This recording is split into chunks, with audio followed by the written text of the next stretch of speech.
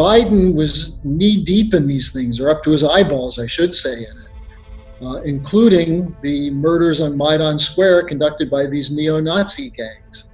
So these things have to be investigated. And I think if Attorney General Barr is going to say, well, some of these things are past stories and we're not going to look at them, that's a mistake, because you can learn from what was done in the past, the mentality, the worldview. And in Biden's case, it's the same geopolitics as George W. Bush and Barack Obama.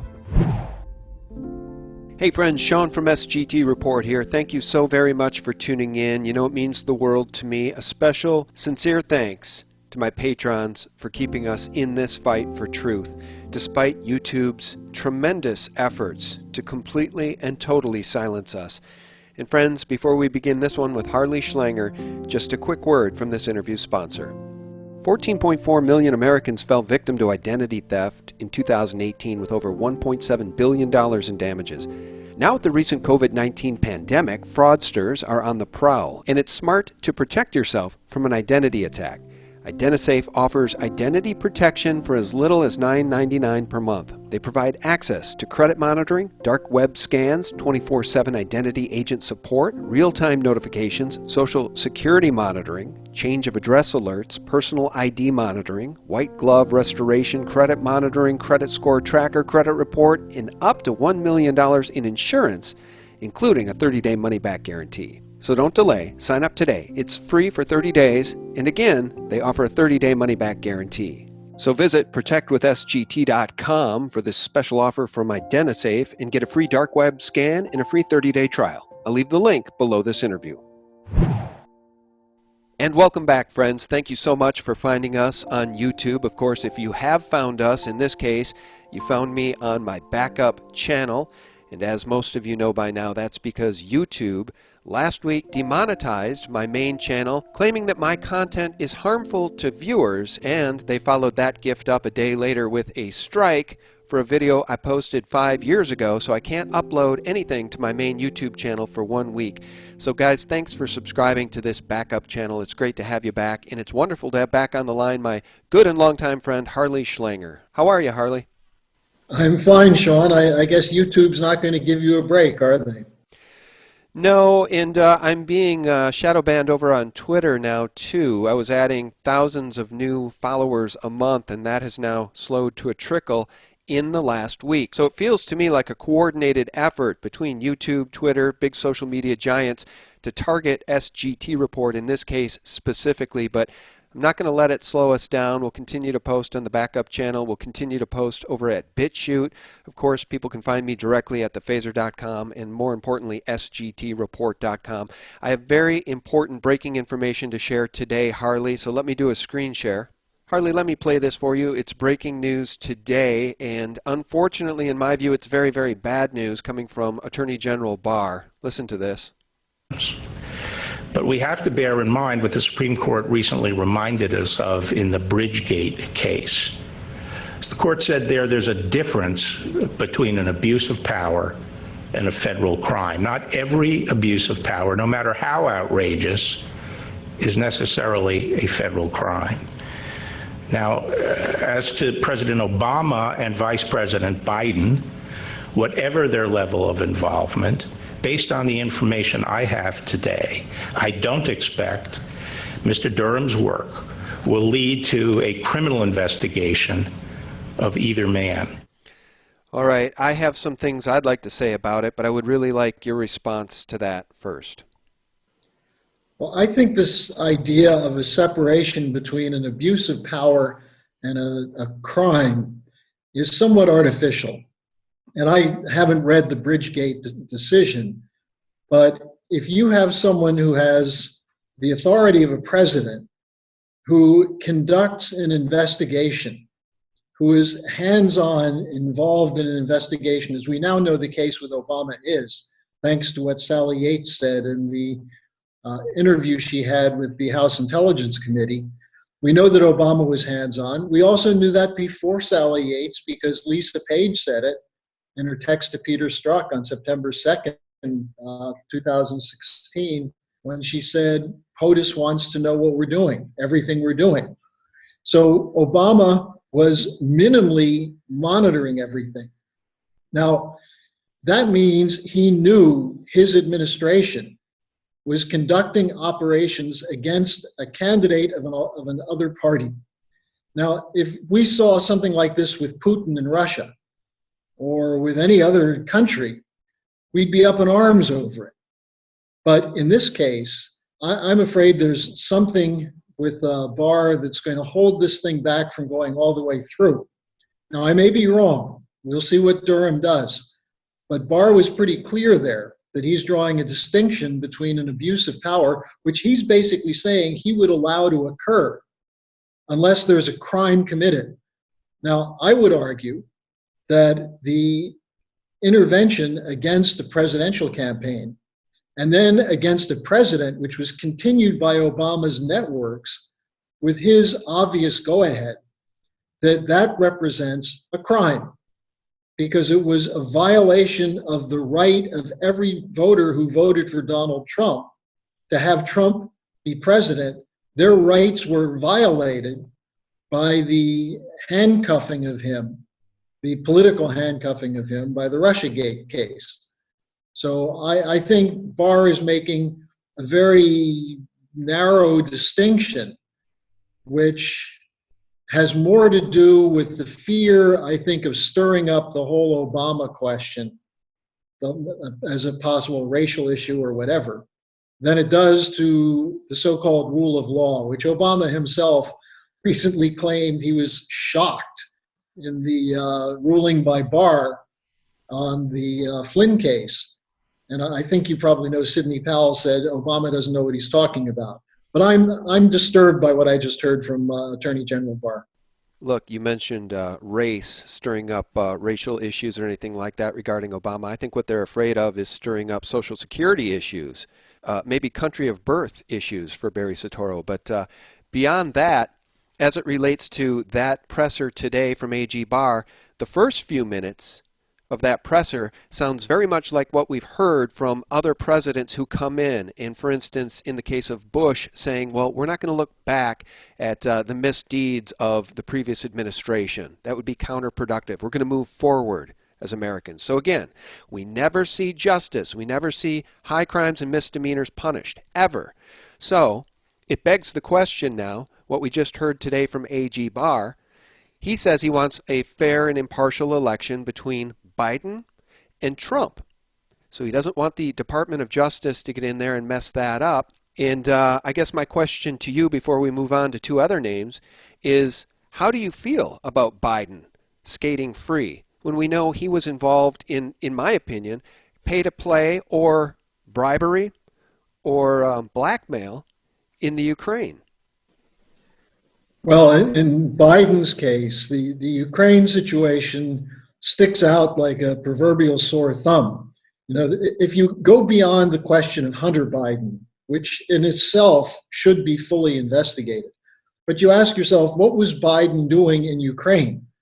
He was working with a group of people, including George Soros, the National Endowment for Democracy, which has nothing to do with democracy, and with Victoria Nuland, who was an Undersecretary of State under Hillary Clinton for Eastern European Affairs, but is a long-term neocon married to Robert Kagan, who's one of the leading officials from the Project for a New American Century. Biden was coordinating with them and the US employees and government people on the ground to put in a regime that was the muscle for which came from neo-Nazi units. Now, everybody who knows something about the Ukraine revolution in February 2014 knows that it was neo-Nazis, the Bandera brigades, the Azov battalion, who owe their allegiance back to the Hitler SS units that were recruited in Ukraine in 1943 and 44. And that those are the people who shot up Maidan Square. Biden was working with them. Biden covered for them. And on top of that, Biden then brought his son in as part of an operation to run Ukraine after the coup and actually to loot Ukraine. Ukraine's economy completely collapsed. They turned it over to corrupt oligarchs like the one that Hunter Biden was working on or working for. And the situation was to turn Ukraine into a battleground between the East and the West. That was the policy of the Obama administration. So when you look back and say, well, let bygones be bygones, we're not going to litigate the past, what's to lead people to believe that Biden wouldn't do something again if he's elected president next November? Remember, with Obama and Biden, we had wars over and over. The Libya war, completely illegal, destroyed a prosperous country. The Syria war, whereas Michael Flynn reported as the Defense Intelligence Agency director, the Obama administration, through consultants, through the CIA, through other shadow government operations, was arming and funding terrorists who were killing Christians, Jews, and Muslims in Syria, the so-called moderate rebels. So Biden was knee-deep in these things, or up to his eyeballs, I should say, in it, including the murders on Maidan Square conducted by these neo-Nazi gangs. So these things have to be investigated. And I think if Attorney General Barr is going to say, well, some of these things are past stories and we're not going to look at them, that's a mistake, because you can learn from what was done in the past, the mentality, the worldview. And in Biden's case, it's the same geopolitics as George W. Bush and Barack Obama. And it's geopolitics which believes that the military-industrial complex makes the decisions for wars for the sake of economic and political concerns. And especially now, where we're in the midst of a whole series of crises, to say that you're going to let him skate through on this thing because of some argument about the difference between abuse of power and federal crimes, that's a mistake. Now, I'm sure President Trump will litigate this on the political campaign trail and do it quite effectively.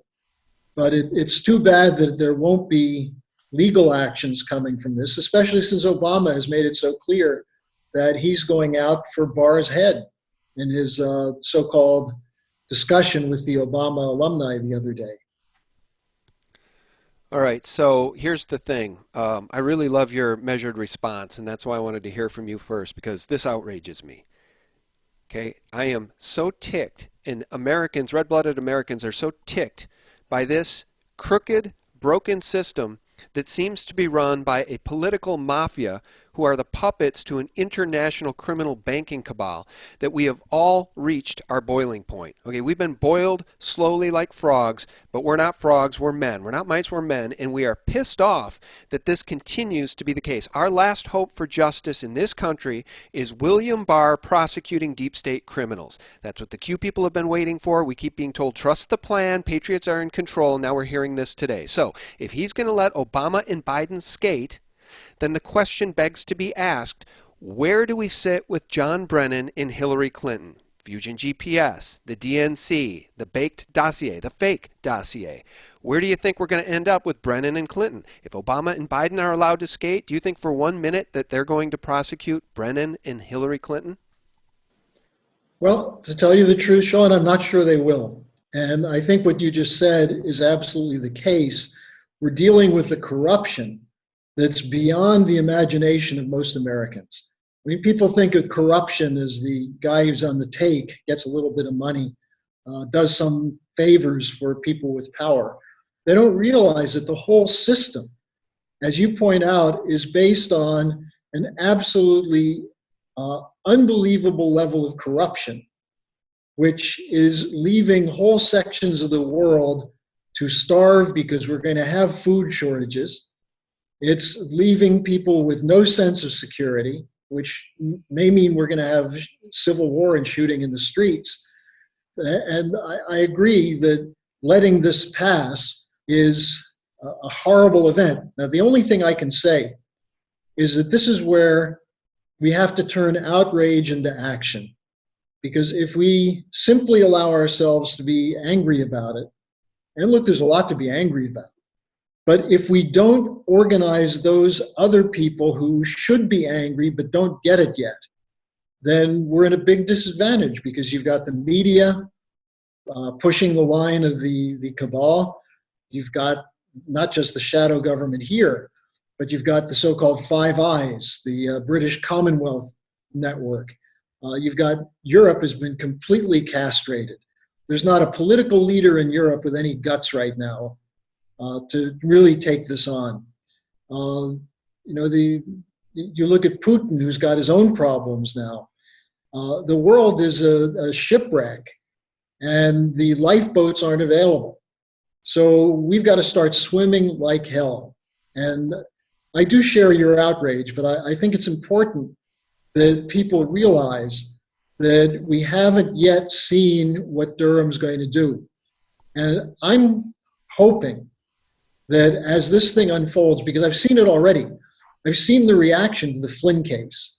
And a lot of people who previously were not quite angry about what was going on recognized this level of corruption from the FBI as something far beyond what they had thought. So perhaps if Durham does move on Brennan, maybe on Hillary Clinton, but certainly Brennan, Clapper, Jim Comey. Comey deserves an orange jumpsuit already. But if we can get some action there, maybe these guys will spill the beans. Maybe it will encourage Barr to go ahead full throttle. But I agree, this was a very terrible development today with the Barr statement. Well, we can move on, but my 2 cents on this is that we the people have been outraged for a long time, and we have moved. We have been active. We did get President Trump elected. We did show up by the tens of thousands, screaming at these rallies, "Lock her up," right? And so even President Trump has labeled the previous administration's actions against him to be treason. And now we have AG Barr saying there's a difference between abuse of power and a federal crime. This is exactly what we the people don't want to hear. We want to see real justice. We want to see real deep state criminals indicted and arrested and tried for their crimes. And I don't think we're going to see it. So we'll move on. We'll move on to something else that I'm really troubled by. I'm glad you're sitting down, Harley. You need to hear this. This is the president's own attorney, Alan Dershowitz, and I'm not sure you're going to even believe what he had to say in this interview with Jason Goodman. Listen to this. Let me put it very clearly. You have no constitutional right to endanger the public and spread a disease, even if you disagree. You have no right not to be vaccinated. You have no right not to wear a mask. You have no right to open up your business. Wait, can I stop you? Yeah. No right not to be vaccinated, meaning if they decide you have to be vaccinated, we have to be vaccinated? Absolutely. And if you refuse to be vaccinated, the state has the power to literally take you to a doctor's office and plunge a needle into your arm. If the vaccination Where is that in the Constitution? Could you hear that okay? Yeah. All right. So, look. This really gets down to the brass tacks of whether or not we are free at all in this country. Are we a free people or are we not? The president's own attorney just stated that we the people have no constitutional right to refuse a mandatory vaccine, in this case for coronavirus, if they roll one out because it's for the greater good. Harley, your thoughts on that statement from Alan Dershowitz? I think the problem is it's impossible to trust the people who are saying these things to have the interests of the greater good in mind, because there's so much information out there about who's running this whole operation and where the money is going and the role of big pharma. But this gets to the deeper question, Sean, that you were just raising earlier. We have very little confidence in anything right now because we've been lied to so much. We've been treated like idiots who have no rights. And I look at this as part of a bigger picture, which includes the fact that while they're saying they're going to help small businesses and help families, they're giving between $4 and $12 trillion to speculators. They're choosing the winners for them. So the speculators are going to be able to buy junk bonds on the nickel, on the dollar, with money from the Federal Reserve. They're going to pocket all the money. So everywhere you look, whether you're looking at the whole question of how the pandemic is unfolding, when you look at the question of the bailouts, when you look at the legal fight over Russiagate, you could take the attitude that we're lost. We don't have a dog in the hunt. But I think that's where the problem comes in. And you know, you and I discussed this before, people who are somewhat fatalistic, that good guys are going to emerge and win this fight for us. I don't see good guys with the power to do that. I see there are good people. The American people, I think, are essentially, the reason their blood is boiling is because they don't like being treated unfairly. But the question is, what are the means that we actually have to shift the policies, to change the policies? And then you look at the Republican Party and the Democratic Party and realize that they're bought and sold down to almost the last man and women. So, you know, it's a very demoralizing situation. And then you add to that what's happening to you, where you're trying to get the truth out and you're under attack from Twitter, from YouTube, and so on. So it's a very terrible situation right now. But I think that the more that we fight and the more people we bring in, we still have a chance to reverse this. I'm not of the opinion that there's some plan in place that someone else is going to do. But we, the American people, are going to have to keep going at it. And you know, the question is not to put faith in Donald Trump, because as I've told you before, I'm not 100% sure where Trump stands on a lot of these things. But that if he sees he's always better when he's out talking to people and sees the anger in the population. Remember you were talking about this before, the campaign rallies in 2016 that seemed to fuel him and pushed him toward Glass-Steagall, pushed him toward locking up Hillary, pushed him toward going after Wall Street. Hopefully, there'll be an opportunity to do that again and to bring back that fire for justice, because it's there in the American people. It's just not there in the political and the elected officials or the cabal that's running things. All right, I want to show you something else. We'll add a little levity to this conversation, but it's actually quite sad. It's not funny. It's really quite outrageous and sad. So let me show you this in a second. But let me comment first and say we see so many Democrat governors across the country acting like tyrants, and we see resistance in states like Michigan, where armed militia are showing up at the state capitol demanding the state be reopened. We see in the state of Wisconsin, that tyrant governor, his despotic actions being overturned by a Supreme Court that says you do not have the constitutional right to tell people to shut down their businesses in perpetuity. So now businesses, restaurants, etc. are opened in the state of Wisconsin, and when interviewed, that governor says he has no more power, no more cards to play, in his own words. So that's the good news there. Let me show you the bad news, and it is quite amusing.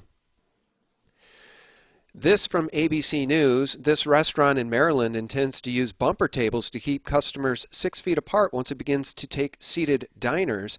I wrote, "Welcome to idiocracy, imposed on the land of the free and the home of the brave by international banking tyrants and their political minions who are now laughing their asses off right now." Watch this.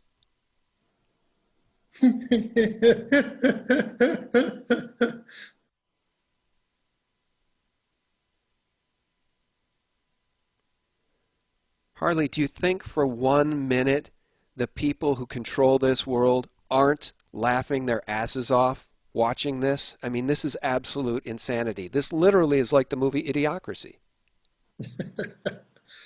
Well, I think it convinces them that they were right to underestimate the people. You've got to realize these are people who are willing to kill large numbers through their policies. They've already done it with the International Monetary Fund, the World Bank, with the Federal Reserve. They've carried out policies that have led to large numbers of premature deaths, people who are dying out of demoralization, depression, lack of hunger, or lack of food because the food cartels won't deliver it. So I don't know if they're laughing at it, but I think they're very smug that they are capable of controlling the situation completely. And again, why do we go along with it? I mean, why don't people just not go to that restaurant? I mean, it's so silly, as you point out, to think that people would go along with something like that, walking around with what looks like a giant inner tube around them. Yeah. Well, again, are we mice or are we men? And I think it's important to understand the history. You're very good at sharing the history with us and reminding us of the history, because we can all be easily fooled when we're born into this world and we don't know what happened in the previous 100 years. They don't teach it in the schools. So I want to share something really important with folks that I just found out from a video I was watching from Brendan O'Connell, and I think it's extremely important. I didn't know this. Now, I've been reporting about the Hand of the Queen, Justin Trudeau, banning assault weapons in Canada. So now, as we see this tyranny go global on the back of this pandemic, we're seeing the Hand of the Queen in Canada say, you no longer have a right to have an assault weapon. Now, they'd love to do that in this country too, but what I didn't know about Justin Trudeau, who when he was sworn in as Prime Minister, Harley, swore his allegiance in fealty and secrecy to the Queen and her Privy Council. That I knew. What I didn't know is this. Check this out. You probably knew this. I didn't. His father, Joseph Philippe Trudeau, was the Prime Minister of Canada, and he's the only former Prime Minister of Canada whose son then became Prime Minister of Canada. And get this, Harley, here's the punchline. I did not know this. Justin Trudeau's father, Pierre, was a communist leading a communist delegation to the Soviet Union back in 1952, and from there the first international discussion began to take place on something called the New World Order. I had no idea about that history. I will share the link to the most important presentation below where I got that information. It just stands to reason, Harley, this New World Order is real. They want our guns. There's a communist plan that's being rolled out globally on the back of this international banking cabal. And if you think I have any of that wrong, please do correct me, because it's a very fatalistic view on where we stand right now. Well, Pierre Trudeau was a rotten character. His wife was completely crazy. And that's the parents of Justin Trudeau. And I didn't realize that he had once been a Communist Party member. But I do know a lot of the neocons all came out of the Trotskyite movement. So it was the left-wing communists. People like Irving Kristol and Norman Podhoretz and Gertrude Himmelfarb, the people who founded the movement that became the Project for the New American Century, which is this New World Order. So this has a long history of supposedly leftist radicals moving into the mainstream, trying to sound conservative, getting elected, and then launching wars that are destructive to the nation state. My point would be, my quarrel with you would be a minor one, but I don't see this as a communist as much as I see it as an imperial view. With the tradition going back to the Roman Empire, the Venetian Empire, the Anglo-Dutch Empire, and the efforts to make the United States part of the British Empire. Now, the British Empire has supported communism. They backed the Bolshevik Revolution. They supported the extreme Israeli, Greater Israel movement of Netanyahu.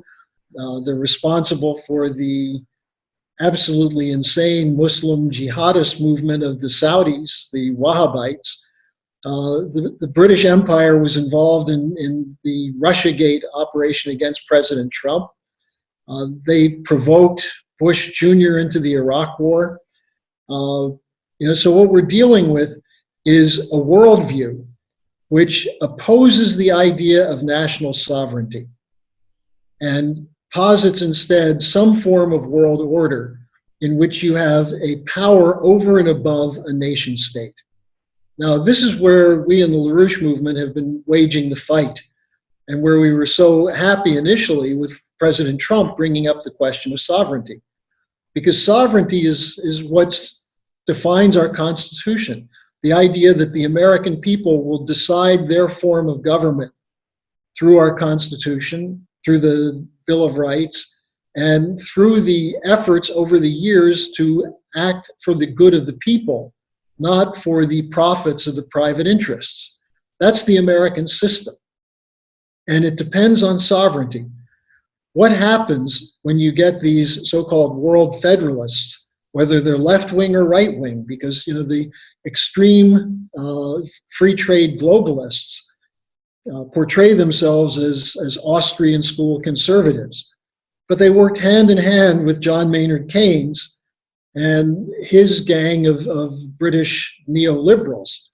So we make the distinction around national sovereignty and who controls the credit. If the credit is not controlled by some instrument of the people, whether it's the Congress, the Treasury, the President, but if it's controlled by private banking, you don't have a nation anymore. And in a sense, you lose your freedom once you turn over the power to control credit.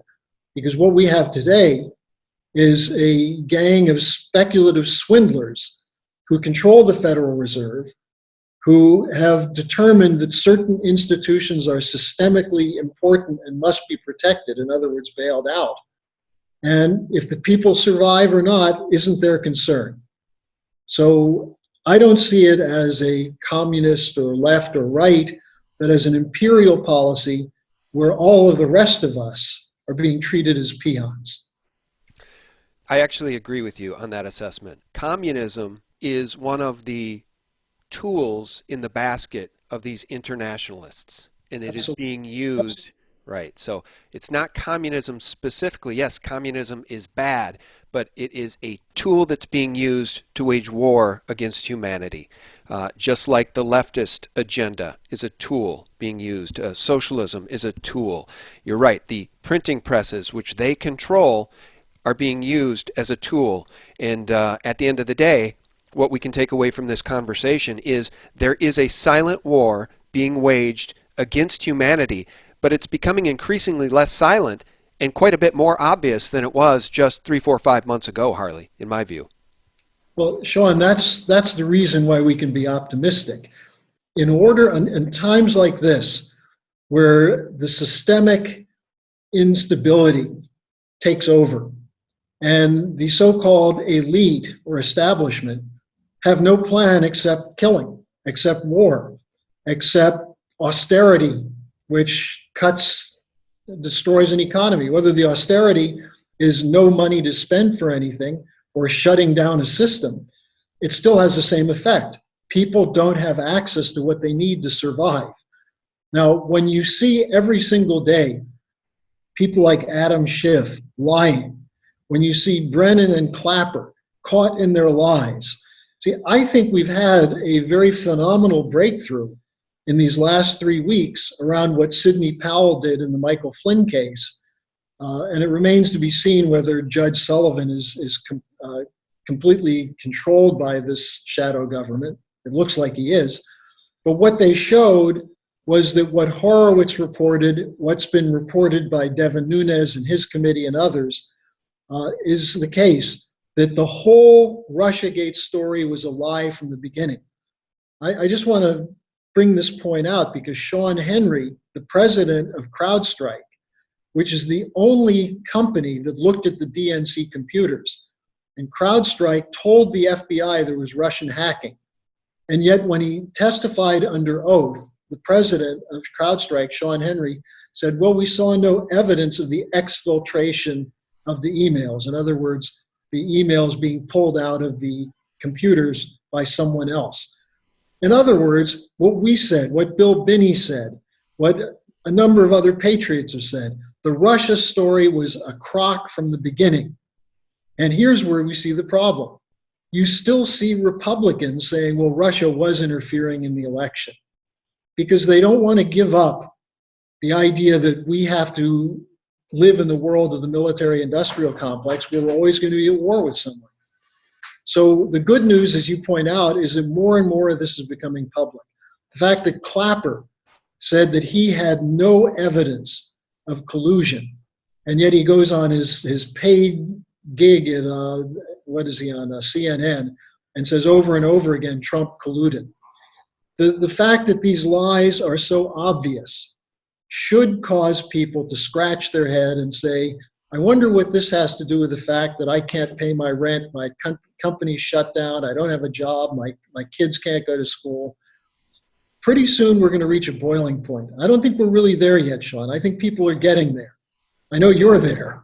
Yeah, you're right, Harley. I am. I'm riled up, but so are others. We can see what's going on in Michigan with the militia. We can see the Supreme Court in Wisconsin saying, you don't have the right to do this, tyrant governor. So if there's good news, it's that there are 50 states and not just one overreaching state, as we see in Spain, as we see in Italy, as we see in other parts of the world. Well, actually, Sean, in Europe, we're seeing significant breaks again. I don't know if you heard this, but the German Constitutional Court ruled against the bailout policy of the European Union and the European Central Bank. The argument they gave was German sovereignty. Good. That the German basic law requires that financial purchases of bonds and things of that sort should have some public benefit. And they said the European Union and the European Central Bank is doing a Federal Reserve type bailout of bankrupt institutions. They're keeping companies afloat that should be put through bankruptcy, and they're undermining public economic and social stability. And so they ruled that the Bundesbank, the Bank of Germany, will not be buying European Central Bank bonds unless these problems are resolved. Now, without money from the Germans, the EU crashes. Now, some people are saying, well, that's typical, Germany's acting for its own interests. Well, that would be good, because under the European Union, no country is allowed to act in the interests of its own people. So if we're seeing a sovereignty movement emerge in Germany, we see it to some extent in Japan. We've definitely seen it in Russia. If we grab onto that in the United States, then we actually have the majority of the world's wealth and the world's population on our side. We just have to organize it. All right. Well, that's the good news. Cup half full. I will leave folks with this, and it's just circling back to what we heard from AG Barr today. I'm not making a prediction. This is not a prediction. But my fear is, and I want to give a shout out to John Titus, who I just had on a week ago, and of course, because YouTube is channeling and funneling down my views, I think that interview only has like 42,000 views on it. It's on my main channel. Go watch it. At the end of that interview, I asked John if he's hopeful about the indictments of deep state criminals. Go listen to what he said. I think he may have hit the nail on the head. But just to finish up here, this is not a prediction. My fear is that after what we heard today from AG Barr, we may see a limited hangout of this Russiagate investigation. We may see people like Stroke and Page and maybe one of the Iwan brothers named and indicted. But my fear is, Harley, is that we're not going to see the big names like James Comey, like Hillary Clinton, like John Brennan. And what people hunger for more than anything right now in this country is justice. Without justice, we do not have a nation by and for the people. Final word from you. Well, I certainly agree with you on that, but the question of justice now has to be a personal mission for all of us. That we can't sit back and say someone else is going to do it. If we want justice, we're going to have to grab it. And that's really always been the case. And in the past, the American people have shown the courage at key moments to do precisely that, to put in office people who reflect the interests of the general welfare as our Constitution specifies. So I think it's in our hands, and I would encourage people to engage in debate, discussion, and if you're riled up, good, go find other people and rile them up. Let's do it sensibly, because otherwise it will become an excuse to just start shutting everything down. All right. Harley, how can people reach out to you? And you do an update now every single day, Monday through Friday on your YouTube channel, don't you? Yeah, it's on our YouTube channel, LaRouche Pack. It's a morning update, 10, 12 minutes or so. Today it was a little bit longer, but that's available. Or people can write to me at harleysch@gmail.com, and I'll be happy to communicate with people send you a free link to my blog page so you can see the articles I'm writing. And I'm in touch with a number of your fans, Sean, who are very riled up also and looking for ways to bring about a miracle to save the country. Yeah, it does sometimes feel like that's what we need, is a miracle to save the country. All right. Well, guys, our guest has been Harley Schlanger. Harley, thanks so much for your time. Thank you, Sean. All right. Guys, thank you so much for liking this information. Give this a like if you did like it. Share it within your sphere of influence. Spread the word. Please spread the word about my backup channel. It really seems to me at this point that YouTube is hell-bent on terminating my main channel. Hopefully that won't happen. If it does, you'll find me here. You'll find me in BitChute. You'll always find my latest at the very top of SGT Report, the antidote to corporate propaganda in Mockingbird Mainstream Media Lies 24/7. Thanks so much for tuning in, guys. God bless. Bye-bye. So the more money that they throw out this, and they're now talking about another $3 trillion, it's never going to be enough. This is a black hole. It is never, ever, ever going to be enough